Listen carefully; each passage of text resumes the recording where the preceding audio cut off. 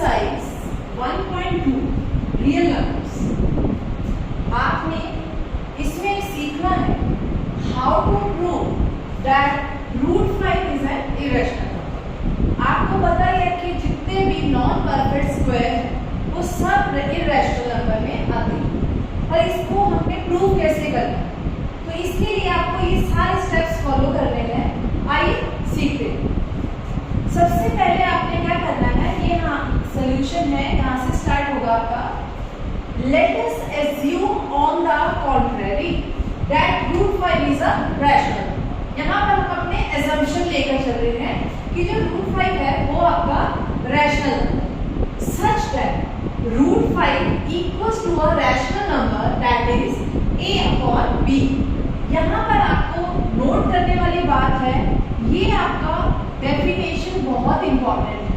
तो यहाँ पर आपको बताना है कि ये a एंड b क्या है, तो आपने बताना है where a and b are integers coprime numbers and b not equal to 0, जो हमारी रैशनल नंबर की डेफिनेशन है। आपने यहाँ तक लेट कर देना है, आपको ये तीनों चीजें लिखनी जरूरी है, integer, coprime, b not equal to 0। फिर आपने लिखना है squaring both side of the equation, root 5 square equals to a upon b whole square. Root 5 square gives you 5. A square upon b square. Transposition 5 आपने divide में ले आना है और इसे आपने 1 मानना है। आपकी एक डेफिनेशन है, एक थ्योरम है कि अगर कोई भी नंबर किसी स्क्वायर नंबर को डिवाइड कर रहा है तो वो उस नंबर को भी डिवाइड करेगा। तो आपको ये स्टेटमेंट लिखनी है कि 5 as a divisor divides a square, so it will divide a also। आपने ये लिखकर आपने a को 5 का मल्टीपल बना दिया कि a can be written as 5c, और यहाँ पर क्योंकि थर्ड वेरिएबल इंट्रोड्यूस हुआ है तो आपको यहाँ उसको डिफाइन करना है कि c जो है फर्स्ट सम इंटीजर c। तो आपको यहाँ पर हर नए वेरिएबल को डिफाइन करना, तो यहाँ पे लिखना है आपने कि a equals to 5c। अब आपने ये वैल्यू सब्स्टिट्यूट कर देनी है इक्वेशन 1 में, तो आप लिखेंगे सब्स्टिट्यूट a की वैल्यू 5c इन इक्वेशन 1। तो यहाँ पर a स्क्वायर की जगह पर आपने 5c का स्क्वायर कर देना। 5c square is equal to 25c square, then divide by 5, 5 5 is 25। Now you have proven that b square is equal to 5c square.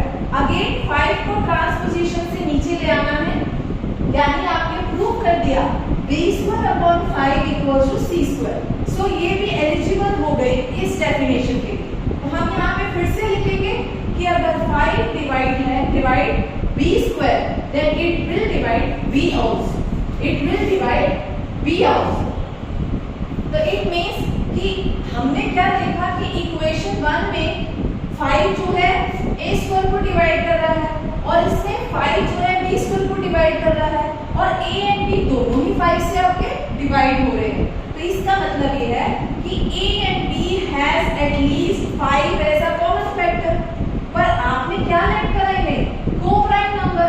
And what is the definition of coprime number, वो number जिनका HCF 1 है, यानी जिसमें common factor कोई नहीं है, सिर्फ 1 है। तो यहाँ पर तो आपकी डेफिनेशन जो है गलत हो गई, हमने गलत ही प्रूव कर दिया।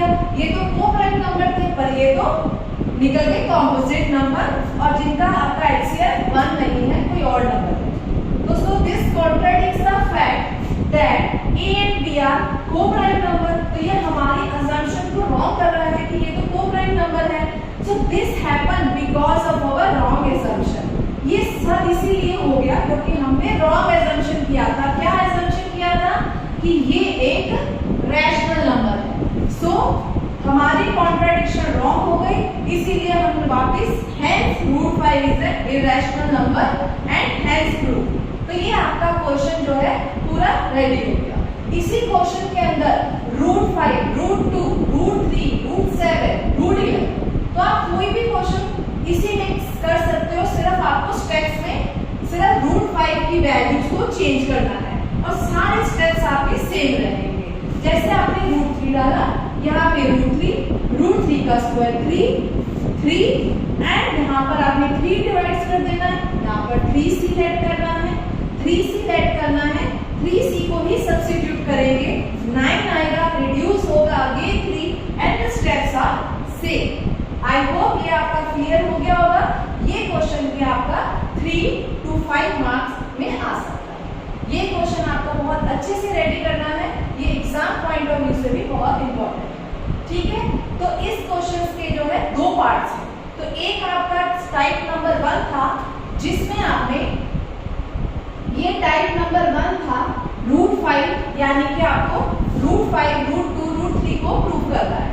एक टाइप सेकंड है, वो लास्ट है इस चैप्टर की, वो क्या है कि अगर आपका जो रूट 5 है वो 4 ऑपरेशंस में एसोसिएट है, मतलब जैसे रूट 5 के साथ कोई और नंबर जो है प्लस में है, माइनस में है, मल्टीप्लाई में है और एनी नंबर डिवाइड, तो ये 4 ऑपरेशन में अगर कोई नंबर आ जाता है तो इसकी वर्किंग ये नहीं है, वो सेकंड टाइप में चले जाएगी।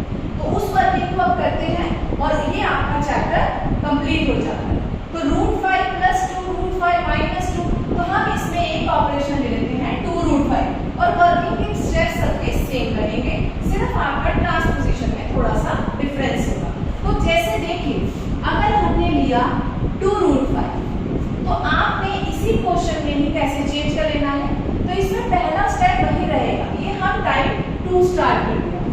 तो let us assume on the contrary that 2 root 5 is a rational number such that 2 root 5 is equal to a upon b and a and b are integers co-prime and b not equals to 0। यानी यहाँ तक आपने देखा सारे ही step same है। अब आगे क्या करना है, आगे हम इसके थोड़े स्टेप्स चेंज कर देंगे और ये आपका क्वेश्चन, ये भी आपका क्वेश्चन रेडी हो जाएगा।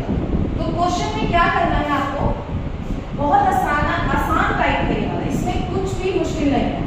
सबसे पहले आपने अपना प्राइम नंबर, जो आपने 2 रूट 5 जो क्वेश्चन है उसमें से जो भी आपके नंबर एसोसिएट है, एडिशन, सब्ट्रैक्शन, मल्टीप्लिकेशन और डिवीजन, उसे सेपरेट करिए रूट 5 से।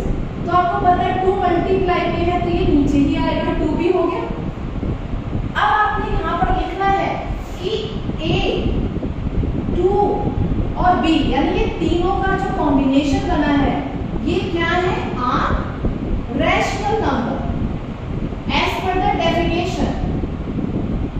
अब ये तीनों नंबर इंडिविजुअल में रैशनल है तो इनका कॉम्बिनेशन क्या होगा, सो a upon 2b is also a rational number. और रूट 5 पर हमें पता है, रूट 5 को हमने अभी प्रूव करा इरैशनल है, तो हम लिखेंगे बट रूट 5 तो इरैशनल नंबर है। तो एक irrational number is can not be equal to a rational number. तो हम कहेंगे कि हमने तो प्रूव कर दिया कि एक इरैशनल नंबर एक रैशनल नंबर के बराबर हो गया, जो कि हो नहीं सकता, इज नॉट पॉसिबल। सो हम बोलेंगे तो हमारा ये जो assumption है ये गलत क्यों हो गया, तो हम बोलेंगे this is because of our, तो हम बोलेंगे so this contradicts the fact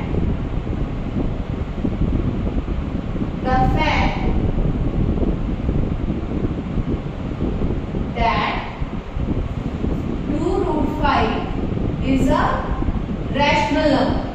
यही तो हमने एज्यूम करा था, कि हमने एज्यूम करा था 2 root 5 is a rational number, पर इस तरह की पोजीशनिंग आने पर हमारा तो ये फैक्ट कॉन्ट्राडिक्टरी हो गया कि हमारा ये रैशनल नंबर है। सो हम बोलेंगे so this happens because of our wrong assumption. तो यही लाइन आप रिपीट कर सकते हैं, तो आपने यही लाइन रिपीट कर देनी है। सी दिस कॉन्ट्राडिक्शन जो है आपकी happens because of our wrong assumption. तो हम बोलेंगे दिस कॉन्ट्राडिक्ट द फैक्ट, तो हम बोलेंगे आवर एजम्पशन goes wrong